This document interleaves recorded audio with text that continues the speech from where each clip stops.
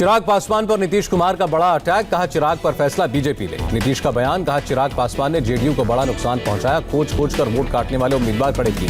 कम सीटों पर बोले नीतीश, चिराग ने बीजेपी की कम, जेडीयू की ज्यादा सीटों पर नुकसान किया। बिहार में नीतीश की ताजपोशी की तारीख अभी तय नहीं, एनडीए की बैठक के बाद होगा फैसला। नीतीश कुमार ने कहा मुख्यमंत्री पद पर हमारा दावा नहीं है, इस पर फैसला एनडीए करेगा, फिलहाल नतीजों पर चर्चा। पटना जेडीयू दफ्तर में नीतीश कुमार ने 43 नए विधायकों से मुलाकात की, अलग अलग प्रकोष्ठ के पदाधिकारियों से भी मिले। पटना में आरजेडी के विधायक दल की बैठक, तेजस्वी यादव सर्वसम्मति से महागठबंधन के नेता चुने गए। तेजस्वी यादव ने कहा बीजेपी धन बल और छल के बावजूद महागठबंधन को रोक नहीं पाई, आरजेडी सबसे बड़ी पार्टी बनी। तेजस्वी बोले पहली बार विपक्ष ने एजेंडा सेट किया, 2017 में बीजेपी ने जनादेश को हाईजैक किया था।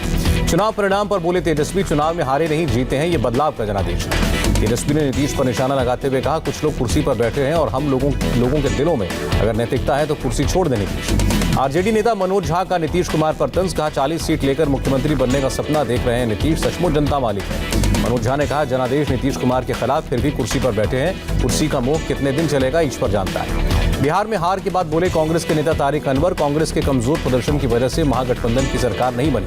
तारिक अनवर ने कहा कांग्रेस को आत्मचिंतन करना चाहिए, बिहार में ओवैसी की एंट्री शुभ नहीं। जीतन राम मांझी की हम पार्टी के विधायक दल के नेता चुने गए, कहा कोई मंत्री पद स्वीकार नहीं करेंगे। बिहार में एआईएमआईएम के विजयी 5 उम्मीदवार पहुंचे हैदराबाद, असदुद्दीन ओवैसी ने स्वागत किया। बिहार के मुख्य निर्वाचन अधिकारी ने निर्वाचित सदस्यों की सूची राज्यपाल को सौंपी। बिहार चुनाव संपन्न होने के बाद राजघाट पहुंचे मुख्य चुनाव आयुक्त सुनील अरोड़ा, पुष्प अर्पित करके बापू को याद किया। जेएनयू कैंपस में स्वामी विवेकानंद की प्रतिमा का प्रधानमंत्री मोदी ने अनावरण किया, वीडियो कॉन्फ्रेंसिंग के जरिए हिस्सा लिया।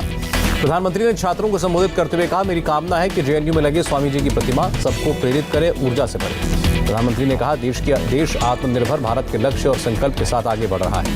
प्रधानमंत्री बोले हर क्षेत्र में रिफॉर्म के जरिए भारत को हर प्रकार से बेहतर बनाने का संकल्प। मोदी ने कहा अब गरीबों को मिल रहा है पक्का घर, टॉयलेट, बिजली और सस्ता मोबाइल कनेक्शन। प्रधानमंत्री ने विपक्ष पर हमला बोला, कहा लंबे समय तक गरीब को सिर्फ नारों में ही रखा गया, गरीबों को सिस्टम से जोड़ने की कोशिश नहीं की। केंद्रीय मंत्री अनुराग ठाकुर ने कहा कांग्रेस की हालत लगातार खराब, राहुल गांधी को इसकी चिंता करनी चाहिए। अनुराग ठाकुर ने कहा कांग्रेस तुष्टीकरण की राजनीति करती है, कांग्रेस की कम सीटें दिखा रही हैं उसका पतन। पश्चिम बंगाल बीजेपी प्रदेश अध्यक्ष के काफिले पर जानलेवा हमला, अलीपुरद्वार में दिलीप घोष के काफिले पर फेंके गए पत्थर। काफिले में पीछे की 2 गाड़ियों पर पत्थर फेंके गए, गोरखा जनमुक्ति मोर्चा पर काले झंडे दिखाने और पथराव का आरोप। अपने ऊपर हमले पर बोले दिलीप घोष, ये हमला कोई नया नहीं। बंगाल के दुर्गापुर में टीएमसी के 2 गुटों में झड़प, 1 कार्यकर्ता की मौत, 2 घायल। पार्टी में गुटबाजी की वजह से पश्चिम बंगाल के हरिपाल सीट से टीएमसी विधायक बेचाराम मन्ना ने दिया इस्तीफा। प्रधानमंत्री मोदी ने 17वें आसियान भारत शिखर सम्मेलन की सह अध्यक्षता की, 10 आसियान देशों के नेताओं ने हिस्सा लिया। प्रधानमंत्री ने कहा आसियान समूह शुरू से रहा है हमारी एक्ट ईस्ट पॉलिसी का मूल केंद्र। मोदी ने कहा आसियान की रणनीतिक साझेदारी हमारी साझा भौगोलिक और सांस्कृतिक विरासत पर आधारित। सम्मेलन में प्रधानमंत्री मोदी बोले आसियान देशों के बीच हर प्रकार की कनेक्टिविटी को बढ़ाना हमारी प्राथमिकता। आसियान देशों में सुरक्षा और विकास के लिए सभी सदस्यों का संवेदनशील और उत्तरदायी होना जरूरी है। 30 नवंबर को होने वाली वर्चुअल एससीओ समिट की मेजबानी करेगा भारत। चीन के साथ तनाव पर विदेश मंत्रालय का बयान, अगले राउंड की बातचीत पर सहमति बनी। कोरोना काल में अब पटरी पर लौट रही है देश की अर्थव्यवस्था, रिकॉर्ड बढ़त पर शेयर बाजार, विदेशी मुद्रा बाजार में इजाफा। निर्मला सीतारमण का दावा, कोरोना काल में कम हुए रोजगार पटरी पर वापस लौट रहे हैं। देश में बैंकों को कर्ज देने की रफ्तार बढ़ी, अक्टूबर-दिसंबर तिमाही में बैंकों की कर्ज देने की रफ्तार 5.1% बढ़ी। निर्मला सीतारमण ने अक्टूबर में जीएसटी कलेक्शन में 10% इजाफे की जानकारी दी। अब तक 1.57 करोड़ किसानों को क्रेडिट कार्ड बांटे गए, 25,000 करोड़ सड़क और रक्षा मंत्रालय को मिले। वित्त मंत्री ने कहा प्रधानमंत्री स्वनिधि योजना 28 राज्यों में लागू। देश में अब निवेश में बढ़ोतरी, वित्त मंत्री बोली मूडीज ने जीडीपी ग्रोथ का अनुमान बढ़ाया। राहुल गांधी ने निशाना लगाया, कहा देश के इतिहास में पहली बार मंदी आई, प्रधानमंत्री ने भारत की ताकत को कमजोरी में बदला। पी चिदम्बरम ने कहा देश की अर्थव्यवस्था में अभी पॉजिटिव ग्रोथ के सबूत नहीं। स्कॉर्पियन सीरीज की 5वीं न्यूक्लियर सबमरीन वगीर हुई लॉन्च, जल्द ही नौसेना में शामिल होगी। आर्मी चीफ जनरल नरवणे ने उत्तराखंड दौरे का उनका दूसरा दिन, कई इलाकों में सुरक्षा व्यवस्था का जायजा लिया। भारतीय वायुसेना प्रमुख एयर चीफ मार्शल आर.के.एस. भदौरिया ने दक्षिण पश्चिमी क्षेत्र के एयरबेस का दौरा किया। भदौरिया ने गुजरात में नए एयरबेस के इंफ्रास्ट्रक्चर का उद्घाटन किया। पाकिस्तानी सीमा के पास बना है डीसा एयरबेस। दीपावली को लेकर उत्तराखंड के कॉर्बेट नेशनल पार्क में high alert, 4 forest division seal. केंद्रीय गृह मंत्री अमित शाह ने कच्छ के आशापुरा मंदिर में मुख्यमंत्री विजय रूपानी के साथ की पूजा। गुजरात दौरे पर गृह मंत्री अमित शाह कच्छ के विकास उत्सव 2020 कार्यक्रम का उद्घाटन किया।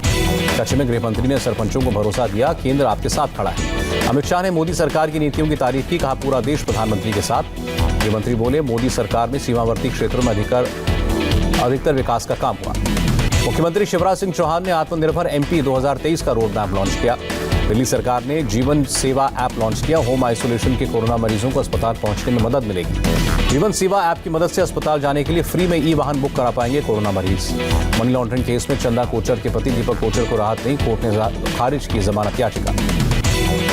माओवादी विचारक वरवर राव को राहत नहीं, बॉम्बे हाईकोर्ट ने रिहा करने की याचिका ठुकराई। तेलंगाना के रंगारेड्डी में बंद पड़ी तेल मिल में आग, जला तेल टैंक। जम्मू में होने वाले चुनावों पर डीजीपी की बैठक, सुरक्षा व्यवस्था का लिया जायजा। शिलांग में असम राइफल्स और मणिपुर पुलिस को बड़ी कामयाबी, 72 किलो नशीला पदार्थ जब्त। देश में एक दिन में कोरोना के 47,905 नए मामले, 550 मरीजों की मौत। 24 घंटे में कोरोना से करीब 53,000 लोग ठीक हुए। बुधवार को करीब 12 लाख लोगों का कोरोना टेस्ट हुआ। देश में कोरोना की डरावनी रफ्तार, 24 घंटे में 8,593 नए केस, 85 की मौत। महाराष्ट्र में एक दिन में 4,496 लोग संक्रमित, 122 की मौत। यूपी में 1,911 नए मामले, 22,562 एक्टिव केस। 24 घंटे में पंजाब में 692 लोग कोरोना संक्रमित, 23 कोरोना संक्रमितों की मौत। राजस्थान में 24 घंटे में 2,176 लोग पॉजिटिव, 13 की मौत। कांग्रेस नेता सचिन पायलट कोरोना पॉजिटिव, संपर्क में आए लोगों से टेस्ट कराने की अपील की। जम्मू कश्मीर में बीते 24 घंटे में 617 लोग कोरोना पॉजिटिव हुए, 5,578 एक्टिव केस। केरल में बीते 24 घंटे में 5,537 लोग संक्रमित, राज्य में कोरोना के 77,000 से ज्यादा एक्टिव केस। तमिलनाडु में बीते 24 घंटे में 2,112 लोग पॉजिटिव, 25 की मौत। आंध्र प्रदेश में 1,728 नए मामले, 20,857 एक्टिव केस। कर्नाटक में 2,116 नए मामले आए, 21 की मौत। मणिपुर में 254 लोग कोरोना पॉजिटिव हुए, 3,115 एक्टिव मामले। दिल्ली के घाटों पर इस बार नहीं होगी छठ पूजा, सत्येंद्र जैन का बयान, कोरोना संक्रमण की वजह से फैसला। कोलकाता में 7.5 महीने के बाद लोकल ट्रेन सेवा शुरू, करीब 700 ट्रेनें पटरी पर उतरी। दिवाली के लिए सजी राम की नगरी अयोध्या, मुख्यमंत्री योगी कल छोटी दिवाली पर जलाएंगे 5,51,000 दिए। कार्यशाला में तराशे हुए पत्थरों की सफाई जारी, मंदिर की पहली मंजिल हो जाएगी तैयार। दिल्ली में धनतेरस के मौके पर ज्वेलरी खरीदारी को लेकर लोगों में क्रेज, बाजार में भीड़। दिल्ली में त्योहार सीजन के चलते थमी वाहनों की रफ्तार, आईटीओ पर दिखा लंबा जाम। दिल्ली के लाजपत नगर मार्केट में धनतेरस पर खरीद के लिए उमड़ी भारी भीड़, सोशल डिस्टेंसिंग की धज्जियां उड़ी। धनतेरस और दिवाली के मौके पर बाजारों में उमड़ी भीड़, मास्क और 2 गज की दूरी का ख्याल भूले लोग। कानपुर में भी खरीदारी के लिए भीड़, बाजार में कोरोना गाइडलाइंस का पालन नहीं। कर्नाटक के कलबुर्गी में भी लोगों को कोरोना का खौफ नहीं, सुपरमार्केट में लोगों की जबरदस्त भीड़। तेलंगाना हाईकोर्ट ने राज्य में पटाखों के बेचने और इस्तेमाल करने पर बैन लगाया। वृंदावन में विधवाओं ने यमुना किनारे दीपदान करके दिवाली मनाई, कोरोना की वजह से कम संख्या में नजर आई। उत्तराखंड के सीएम की बैठक, सार्वजनिक जगहों पर सोशल डिस्टेंसिंग और मास्क पहनना हुआ अनिवार्य। रेलवे बोर्ड के चेयरमैन विनोद कुमार यादव पहुंचे नई दिल्ली रेलवे स्टेशन, त्योहारों के मौसम में रेलवे की तैयारियों का जायजा लिया। यूके के पीएम बोरिस जॉनसन की पाकिस्तान को सलाह, नागरिकों को मौलिक सुविधाएं मुहैया कराएं। अमेरिकी डॉलर के मुकाबले 28 पैसे कमजोर हुआ रुपया, $1 की कीमत 74 रुपये 64 पैसे। 236 अंकों की गिरावट के साथ बंद हुआ सेंसेक्स, निफ्टी में 58 अंक की गिरावट। फिल्म अभिनेता आसिफ बसरा ने हिमाचल प्रदेश में फांसी लगाकर खुदकुशी की, पुलिस कर रही है मामले की जांच। और T20 वर्ल्ड कप 2021 की मेजबानी करेगा भारत, सौरव गांगुली ने जताई